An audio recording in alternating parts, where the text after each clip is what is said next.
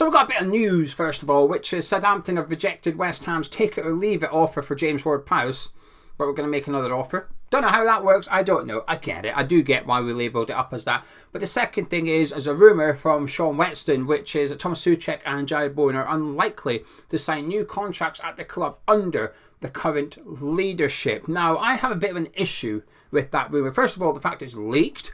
Why is that being leaked from the club? And second of all, just what is David Sullivan doing? What is David Sullivan at? We'll get on to that. But first, let's go with the news, which is that Southampton have indeed rejected a bid from West Ham worth 30 million for their captain. We bid yesterday 27 million plus a potential 3 million of add-ons, and the Saints rejected it. They're sticking to their 40 million pound valuation. Now, I'm getting worried about this deal because when I heard about that offer yesterday, I thought that'll be it. That's enough. 30 million for Ward-Prowse, that's a fair price. I think it's top end for West Ham, and I think it's maybe bottom end for Southampton. But it feels like it's a price, it's a deal that everybody wins. I felt that about Declan Rice. I don't think Arsenal overpaid. I don't think we undersold. I thought it was a fair fee for a very good player. And I think 30 million would be a fair fee for James Ward-Prowse. I think West Ham and Southampton would be doing well out of the deal. Anything over that, and I'm starting to think it's getting a little bit pricey for us. So when the bid went in yesterday, I thought that should do it. That should finally get David Moyes his player. Hopefully we can get it done by the end of the week, and we can, at least we've got a player that's going to start against Bournemouth coming to the club. Would it Borges have done that? I don't think so. But James Ward-Prowse will certainly, most likely, go straight into our starting 11. Whether you like it or not, whether you think he's good enough or not, doesn't really matter. The question isn't, do you like James Ward-Prowse? The question is, do you think David Moyes would put James Ward-Prowse into the starting 11?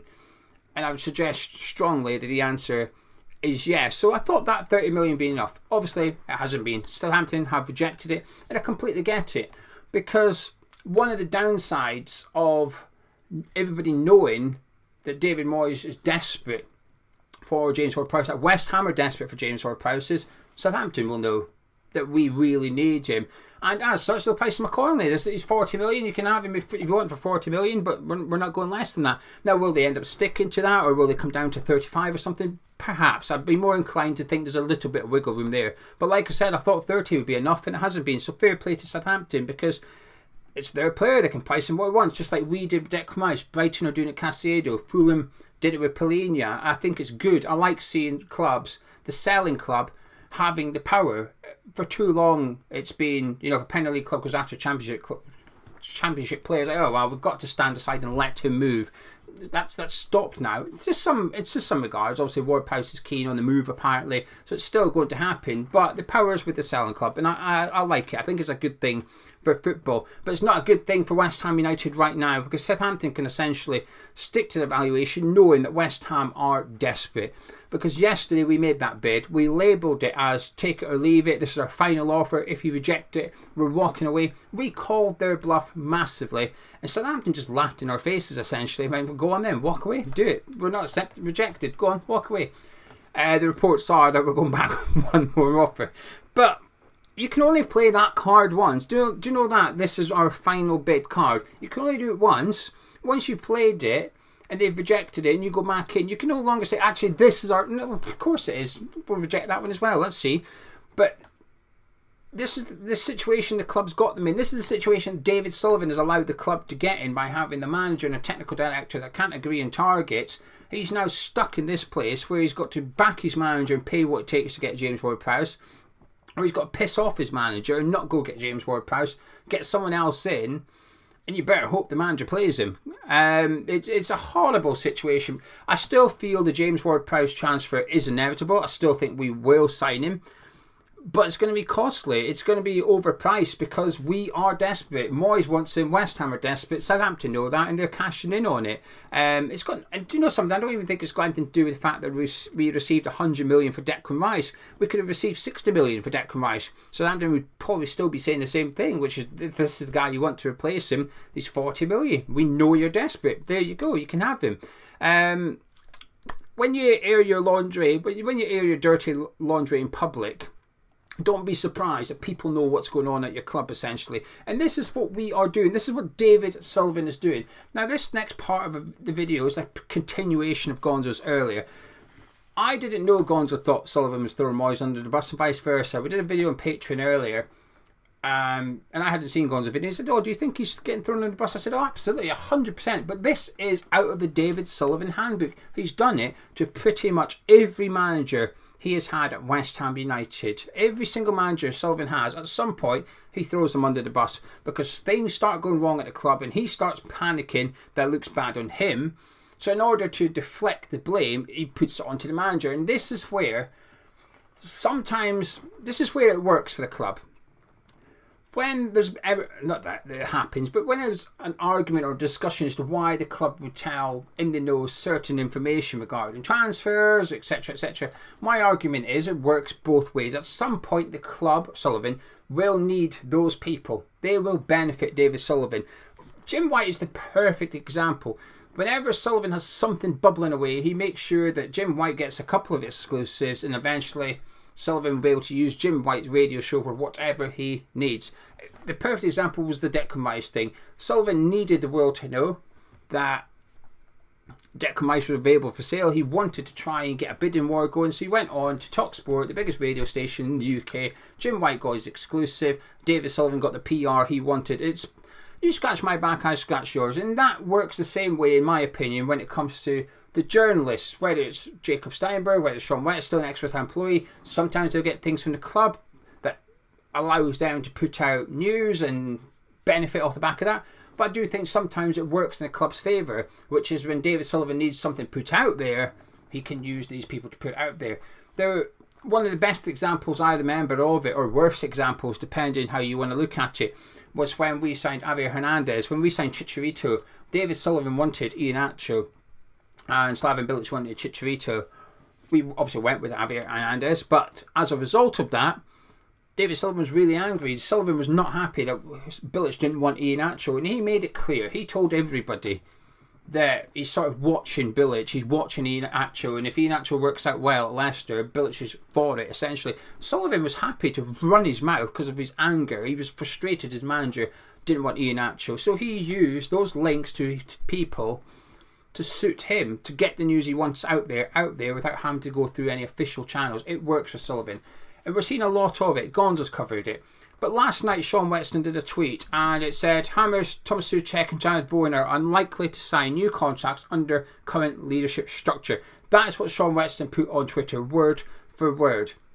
And I hate it. I absolutely hate it, because you know that's come from David Sullivan. You just know. It's got his fingerprints all over it. The club, or Sullivan, is very quick to point the finger at players when they refuse new contracts. Now, it doesn't even state that they've rejected contract. That just says they're unlikely to sign new contracts at West Ham. That's all. It doesn't say they've rejected contracts, doesn't say what the offers are. But when the club get to the point they feel they've made a really good offer to the player that's been rejected, they'll leak it, and they'll leak details of it. There was a player previously in under-23s at West Ham, and his dad hated it because his son was the victim of this. Essentially, his son got offered a contract by West Ham. His son rejected it. The details of that offer was very soon on a website. Basically saying this is what he's rejected, and come from Sullivan, and obviously the player's family were a bit unhappy. Now that player's obviously no longer at West Ham, kind of thing, but we do it quite often. We did it with Declan Rice, we've done it with Ben Johnson, we've done it with There's a couple of others as well that we've done it with. I wouldn't be surprised if eventually it comes out how much we've offered these players and they've rejected it. But like I said, it doesn't state that. But my point is, why is this information coming out? This is something that should be very private and very confidential at the club. Now, yesterday we had the Lucas Paqueta thing when TalkSport did the rumour. Paqueta denied it himself. We've almost had a cryptic version today. It depends how you want to look at it. Some people will take this as an indication, and some people will just say it's a coincidence. But since that came out today, there was a picture of Jarrod Bowen on social media, and it said something like Bowen looking happy at West Ham or something like that. It was just like a light-hearted comment. But Jarrod Bowen liked it. Jarrod Bowen liked the picture / caption. Does that mean anything? Does he normally like them? I don't actually know. But this is what that tweet, that news from David Sullivan, this is what it does to people, including myself, where you're looking for clues now. Because if you were to ask me who was the last person to be unhappy at West Ham, I think Jarrod Bowen would be my pick. I say, well, he's got to be the most happiest person at the club, because personal life, by the looks of it, his personal life is going incredibly well. I'd like to think Danny Dyer will kneecap him if he tries to leave West Ham. But even on the pitch, even put that to one side, put his missus and his twins to one side and look at what happens on the pitch of West Ham. Bowen was bang out of form at the start of last season. The first half of the season, he was poor. David Moyes stuck by him. He played him week in, week out. He's given him big responsibilities at the club. Stuck by him when he should have been dropped in. A lot of managers would have dropped in. David Moyes has kept his faith in Jarrod Bowen. Post World Cup, he improved a bit. Bowen, there were some quiet games, there were some good games. It was a much improved performance, but nothing like the Bowen we've seen the previous season. But once again, Moyes stuck by him. First name on the team sheet, Bowen, along with Soucek, Rice, Zuma, you know the ones. Bowen was always starting. You knew every single game Bowen would start. He's been in the England team. He got dropped from the England team, but only because of his form. It has nothing to do with the manager. It's not like he was in the England team. Moyes has dropped him, and as a result, Southgate couldn't call him back up. He got in the England team under David Moyes. Moyes has taken Jarrod Bowen from the Championship and got him into the England squad. That progression has been fantastic under the leadership of David Moyes. So if there's any player in the squad I look at thinking, actually, Moyes has been good to you, it's probably Jarrod Bowen. He's just going to want, won a European trophy. He's the poster boy of West Ham over the summer, because we knew Declan Rice was going. The media team knew Declan Rice was going. Jarrod Bowen's been very much the poster boy, the face of West Ham United. So in terms of importance, I don't think the club can make him feel any more important. I don't think the manager can really make him feel any more important. So when this news come out, the Soucek one's a bit more believable, because there was issues after the first year when we signed Kurt Zouma, I think it was, 125 grand a week, and Soucek was only on 50 grand a week or whatever it was, and had an incredible season. I think Soucek's agent tried to get a new deal for him, and his argument was, you can only sign Kurt Zouma because of Tomas Soucek. It wasn't for Soucek, and funnily enough, Jarrod Bowen, because we signed both players in that January, it wasn't for those, you wouldn't even be in the Premier League, never mind being able to go and get players like Kurt Zouma. And Soucek's team wanted a new contract for him, didn't get it. And then for quite some time, since then actually, Soucek's been poor. Is it because of he had to change his role for Declan Rice? I think that was probably more the reason for it. But certainly there was a feeling, if you like, coming from the Soucek side of things, that he deserved to be paid more than he currently was at West Ham. So the Soucek one is a little bit more believable. But I just struggle to believe the Jarrod Bowen one for 1 second, really. But my question is, why is this coming out? Well, my guess would be that we've tried to negotiate contracts with them and we can't do, for whatever reason. We can't agree it. And this is where the club turned nasty. And they've done it before David Moyes. They've done it under Pellegrini, Bilic, whatever. You keep going back. When we can't agree contracts with players, it gets leaked that the player's been greedy, this, that and the other. And this is straight out the David Sullivan handbook. It really is. Maybe that is true. Maybe they don't want to play under David Moyes. Like I said, I can understand why Soucek would have the hump with David Moyes, by the way. While he still played week in, week out, I can understand why Soucek would say, hang on a minute, Gaffer, I had this box-to-box role. I was scoring plenty of goals and worth tens of millions. I was being linked to like Bayern Munich and stuff. Doesn't mean they wanted him, but he's been linked to top clubs. You changed my role, and my game got stifled because of Declan Rice, who's now just gone and got a £105 million move to Arsenal. A couple of seasons ago, I was one being linked to these Champions League clubs. You switched my role up and he got the move and I haven't. So I could understand why Soucek might have the ump with David Moyes, but Bowen, I just can't believe it. But it ties in with what Gonzo was saying. There's a lot of leaks at the minute coming out, which is all, I say, anti-David Moyes. It's making out that David Moyes is to blame for everything going wrong at this football club. Absolutely everything. Now, I'm not Moyes' biggest fan. I've never been Moyes' biggest fan. I don't think he should be the manager of West Ham United today. I don't want him to be the West Ham manager today. But he is. Sullivan had plenty of opportunity to sack him. Sullivan could have sacked him towards the end of last season. Now, I believe he wanted to. I believe Sullivan wanted to sack David Moyes, and this is just my own opinion. The only reason we didn't is because he can't replace him. Sullivan can't replace him with someone better. We've sounded out managers and we couldn't get them because Sullivan isn't good enough. So that's why we probably stuck with David Moyes longer or for the rest of the season. And it turned out to be the right thing. We stayed up, we won the Conference League. But because we won that, Sullivan feels can't sack him now. He wants to go in this new direction, or he feels like he wants to go in this new direction with the recruitment of Tim Steidten. And to do that, he's probably got to sack David Moyes. He's got to bring in a manager that doesn't demand complete control. But he doesn't want to do it for whatever reason. And this is where all these leaks come out. I don't think it's for me, and I don't think it's for you. Because if you're watching this, you're probably a West Ham fan. I don't think it's for you.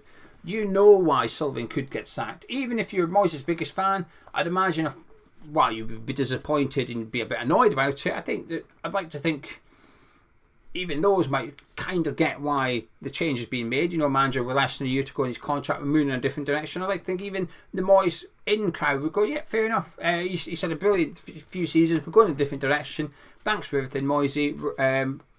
Best of luck in your next job kind of thing. So I don't think it's for us, all this throwing under the bus stuff. I think it's for the mainstream media, for the people that aren't invested in West Ham 24/7, so they might understand why we have to sack David Moyes eventually. But the amount of stuff coming out about Moyes at the minute, it's just an avalanche, and it's all coming from David Sullivan. It is. While Sean won't name him, if anything, Sean might deny that it comes from David Sullivan. And this is why, when rumours come out, and I say I don't believe them, I do try and say, and I will reiterate this again, it doesn't mean I don't believe they've been told this. So, for example, I believe Sean's been told that. I don't necessarily believe what Sean has said, which is that they won't sign a new contract under David Moyes. But I'm not saying that Sean's making that up. I believe Sean's been told that, and Sean's putting it out there because he's been told it. I just don't believe the rumour. And that's a lot of the rumours that come out at the minute from whoever it is that's putting it out there, whether it be Extra Time Employee, whether it be Steinberg. I believe they've been told that. I just don't necessarily believe what they've been told. But what they're meant to do when their sort of role, their job, if you like, is to put the news out there, when the co-chairman, when the chairman of West Ham United, the majority shareholder, gives you information, you're going to assume it's legit. You're going to put it out there. And I don't like it. I don't like this because Sullivan does this every single bloody time, and it just frustrates me a lot because Moyes is far from perfect. Is Moyes partly to blame for the transfer window thus far? Of course he is. But I actually struggle to blame Moyes at all when Sullivan is carrying on the way he's carrying on, because the next manager will go through the same thing. We could get rid of Moyes today and get someone else in, give it a year, give it 2 years, Sullivan will be doing the same thing again. Of course, he might sell the club, but if hypothetically, if Sullivan was still here in a year's time, the new manager would be going through the exact same thing, which is getting thrown under the bus by David Sullivan. I don't know why he's doing it. I don't get it. If he was intending on sacking Moyes, if I had faith, if I thought, right, okay, he's playing a PR game here, he's going to dismiss Moyes and get a new manager in, blah, blah, blah, then I'd sort of get it. But I don't believe that for a second, because why would you do it now? Why would you do it a week before the Premier League season starts? Think now is a good time to sack. It's not going to happen. Is he preparing so that if West Ham lose 3 of the first 4 games, we sack him? Well, losing 3 of the first 4 games might actually be enough justification, but without all this PR stuff going on. So I just don't get why Sullivan's doing what he's doing. Well, actually, I do. The only reason Sullivan is doing what he's doing, it's not necessarily so he can sack David Moyes, it's to protect himself. He's covering his own PR stuff here, which is, I'm not to blame for no transfers. David Moyes is. Moyes is the one to blame. It's got that bad with David Sullivan, right? It's got that bad. I'm now wondering if the reason we've got no new coaches in is because of David Sullivan. I'm not even taking the piss. Remember when Moyes came back after Pellegrini? So Moyes came back the second time on a temporary contract. He couldn't bring Stuart Pearce with him. Do you remember? So he came in after Slaven Bilic with Stuart Pearce, kept us up at the end of the season. It was thanks very much, off you go. We've got Pellegrini coming in now. We had to sack Pellegrini, bring back David Moyes, but Moyes couldn't bring back Stuart Pearce and he wanted to. And this was from Stuart Pearce. This is Stuart Pearce's reasonings. And that was because in between Moyes and Pearce leaving after Bilic while Pellegrini was in charge, Pearce went on TalkSport. It essentially slagged off, I don't know if it was David Sullivan or Karen Brady. It was one that it possibly might have been Brady. But he said comments that were critical of the West Ham United board. That's what he did. He criticised the West Ham board. Understandably, he felt he should have been kept on. He felt David Moyes should have been kept on. So he criticised the West Ham board. And as a result, when Moyes returned, they were like, a minute, you can't have him. He's not allowed back. Obviously, in the end, he came back. But if I'm not wrong, he came back in the summer. Moyes came back in November. And then it wasn't until the summer Stuart Pearce returned to the club. But the board, for a short period of time at least, blocked the appointment of Stuart Pearce. I'm clutching at straws here, by the way. Do I believe that the board are interfering, or Sullivan's interfering and blocking Moyes getting coaches? Not 100%. But I'll tell you what, I don't disbelieve it 100% either, and I should. If you were to say to an Arsenal fan, oh, Arteta's not allowed to replace his coaches because the board are blocking it, you'd laugh at them and go, you're mental. Well, of course, that's not true.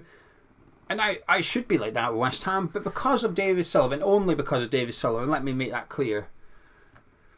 I don't think it's completely disbelievable either. Anyway, bit of a rant, bit of a ramble, but there you go. Sullivan is just doing my nutting at the minute. It's just these leaks everywhere. The Soucek and Bowen stuff, it's hard to work out whether it's true or not because of the games David Sullivan is playing.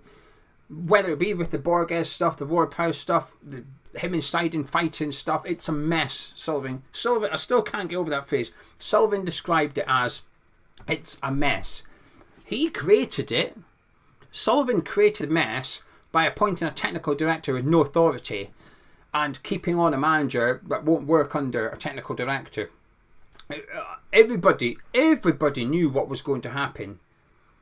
Except one man, David Sullivan, and he sits there going, it's a mess, as if he's not in charge of it. And the worst thing is, instead of cleaving it up, instead of tidying up this mess, which I still believe is easily rectified here, which is just giving one of them responsibility, allowing Steiden to be in control. Yes, you're undermining the manager, but at least then you've got someone in charge of the transfer window. Or saying to Steiden, sorry mate, you're going to have to take a back seat for this summer. Moyes is going to get his players. Next summer is when you're going to kick in and you can do your thing under the new manager. And when we appoint a new manager, it's very clear that you are the boss and you are in charge of bringing in the players. We basically Sullivan brought in a technical director to work under an infrastructure that doesn't work with a technical director. He's the one that can change it. Sullivan's the one that can, he can fix this overnight. Sullivan can fix this overnight if he wants to. But instead of doing that, he's just leaking stories about how bad our manager is, how he's to blame for everything going wrong. But like I said, I'm not Moyes' biggest fan, but I'll tell you what, Sullivan owes David Moyes big time. Because when we sacked Pellegrini and he couldn't get anyone to work for him, Sullivan couldn't find a manager. The only manager he could find was Moyes. Sullivan was desperate and Moyes was desperate. Moyes was desperate for a new job, hence why he returned. Sullivan was desperate for a manager. He took Moyes back out of desperation and through luck. Sullivan didn't appoint Moyes and think this is a guy that's going to steer us to European football and win us. Sullivan, that was not a thing for David Sullivan. There was no evidence to suggest Moyes would do that. The only evidence for reappointing David Moyes was he sort of knows the club, knows Noble, etc. And he'll probably keep us in the Premier League. That's the only reason we took him back, and he's probably cheap. Well, he's not cheap, but he's desperate. We'll bring him back. And as a result of that, West Ham have had 3 seasons back-to-back in European football and we've won our first major trophy in 43 years. It's got nothing to do with David Sullivan. It was more down to David Moyes. Sullivan's got lucky appointing him, and now, and I understand this is coming across a bit hypocritical because I don't want David Moyes at the club, so why am I now saying Sullivan should want him? The difference is, it's got nothing to do with me if Moyes is here or not. It's got everything to do with David Sullivan. And instead of just doing something that's going to benefit the club, all he's doing is things, and plenty of things, that's undermining David Moyes. And why? Because he's not good enough at his job. David Sullivan. Sullivan is not good enough at his job, and instead of admitting it, he's just going to turn everybody's attention and blame David Moyes for everything because he is not good enough. Anyway, now I'm going to shut up and disappear. Drop a like on the video if you enjoyed it. Subscribe to Hammers Chat. Catch up with you tomorrow.